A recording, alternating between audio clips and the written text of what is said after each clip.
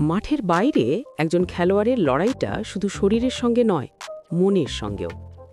দিনের পর দিন জিমে একা একা ঘাম ঝরানো আর জানালার বাইরে সতীর্থদের অনুশীলনের শব্দ, এই সময়টা যে কোনো ফুটবলারের মানসিক শক্তির সবচেয়ে বড় পরীক্ষা নেয়। গ্যাব্রিয়েল জেসুসের গল্পটাও ঠিক এমনই। জানুয়ারি 2025-এ ম্যানচেস্টার ইউনাইটেডের বিপক্ষে এসিএল ইনজুরিতে পড়ার পর প্রায় 10 মাস মাঠের বাইরে ছিলেন তিনি। অনেকেই ভেবেছিলেন হয়তো তার ক্যারিয়ারটাই শেষ হয়ে গেল, কিন্তু সেই জেসুস এখন আবার মাঠে ফেরার জন্য প্রস্তুত। ঘাসের ওপর তিনি অনুশীলন শুরু করেছেন এবং সবকিছু ঠিক থাকলে ডিসেম্বরের মধ্যেই তাকে আবার আর্সেনালের জার্সিতে দেখা যাবে। কিন্তু এই ফেরাটা কি শুধুই একজন খেলোয়াড়ের প্রত্যাবর্তন, নাকি এর সঙ্গে জড়িয়ে আছে আর্সেনালের প্রিমিয়ার লিগ এবং ব্রাজিলের বিশ্বকাপ স্বপ্নের ভাগ্য? বারবার ইনজুরির থাবা কি তার ক্যারিয়ারকে হুমকির মুখে ফেলবে, নাকি আরও শক্তিশালী হয়ে ফিরে আসবেন এই ব্রাজিলিয়ান যোদ্ধা? চলুন আজ এই প্রশ্নগুলোরই উত্তর খোঁজা যাক। জেসুস দলে কতটা গুরুত্বপূর্ণ তা বুঝতে হলে তার না থাকাটা দল দুটোর জন্য কী সমস্যা তৈরি করেছিল সেটা দেখতে হবে। যখন মিকেল আর্তেতা ম্যানচেস্টার সিটি থেকে ৪৫ মিলিয়ন পাউন্ডে জেসুসকে আর্সেনালে আনেন, তখন অনেকেই অবাক হয়েছিলেন। সিটিতে তো তিনি নিয়মিত গোলদাতা ছিলেন না, কিন্তু আর্তেতা জানতেন তিনি শুধু একজন স্ট্রাইকার কিনছেন না, কিনছেন একজন ক্যাটালিস্ট যিনি পুরো দলের খেলার ধরন পাল্টে দেবেন। আর ঠিক তাই হয়েছিল।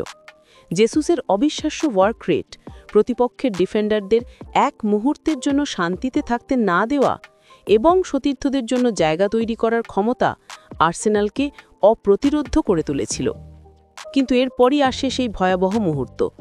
জানুয়ারি 2025-এর সেই ম্যাচে হাঁটুতে মারাত্মক চোট পান জেসুস।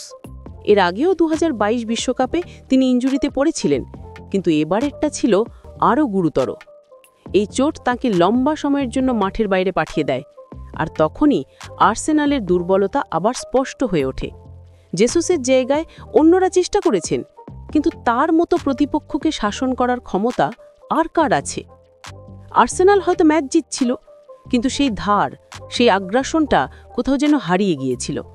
প্রতিপক্ষের ডিফেন্স ভাঙার জন্য যে বুদ্ধিদীপ্ত মুভমেন্ট আর প্রেসিং দরকার, তার অভাবটা ছিল স্পষ্ট। একই চিত্র ব্রাজিল দলেও। সেলেসাওরা দীর্ঘদিন ধরেই একজন নির্ভরযোগ্য নম্বর 9-এর অভাবে ভুগছে। রিচার্লিসন গোল করেন, কিন্তু তার খেলায় ধারাবাহিকতার অভাব। অন্যদিকে জেসুস শুধু গোল করেন না, তিনি ভিনিসিয়াস জুনিয়র এবং রদ্রিগোর মতো উইঙ্গারদের জন্য ডিফেন্সের মধ্যে ফাঁকা জায়গা তৈরি করে দেন। তার অনুপস্থিতিতে ব্রাজিলের আক্রমণ ভাগকে প্রায়ই ছন্নছাড়া আর অনুমানযোগ্য মনে হয়েছে। বড় টুর্নামেন্টে যেখানে একটা সুযোগই ম্যাচের ভাগ্য গড়ে দিতে পারে, সেখানে জেসুসের মতো একজন খেলোয়াড়ের অভাব কতটা মারাত্মক তা ব্রাজিল ভালোই টের পেয়েছে। সুতরাং সমস্যাটা পরিষ্কার। জেসুস ছাড়া আর্সেনাল তাদের সেরা খেলাটা খেলতে পারছিল না, আর ব্রাজিল তাদের আক্রমণের মূল চালিকা শক্তিকেই হারিয়ে ফেলেছিল। এখন প্রশ্ন হলো, দীর্ঘ ইনজুরি কাটিয়ে ফেরা জেসুস কে এই সমস্যাগুলো সমাধান করতে পারবেন? কেন তার প্রত্যাবর্তন এত গুরুত্বপূর্ণ? উত্তরটা লুকিয়ে আছে তার খেলার ধরনের মধ্যেই। জেসুস কোনো সাধারণ স্ট্রাইকার নয়, তিনি একজন কমপ্লিট মডার্ন ফরওয়ার্ড। প্রথমত তার প্রেসিং।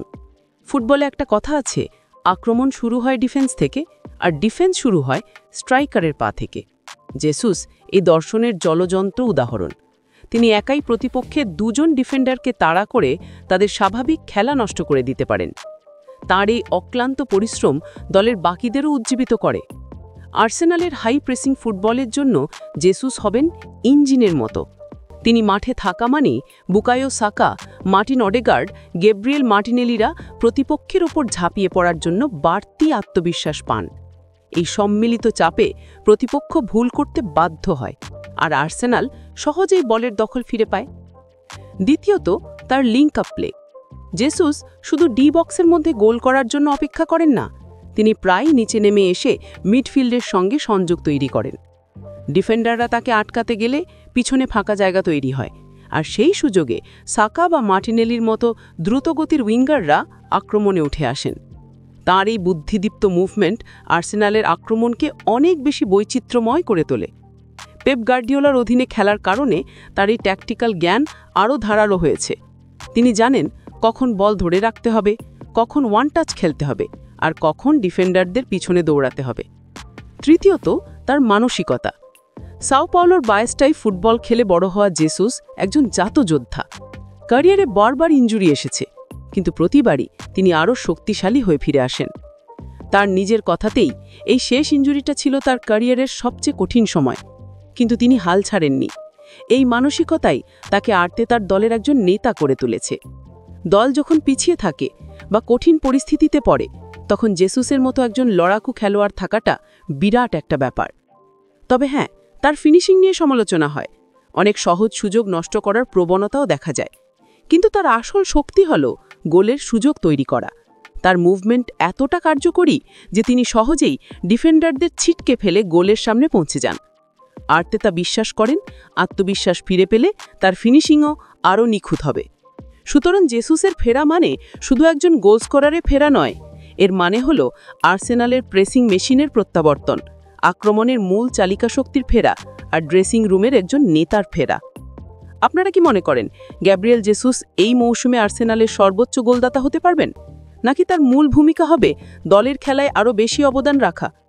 নিচে কমেন্ট করে আপনাদের মতামত জানান। আর ফুটবল নিয়ে এমন বিশ্লেষণ দেখতে চাইলে আমাদের চ্যানেলটি সাবস্ক্রাইব করতে ভুলবেন না।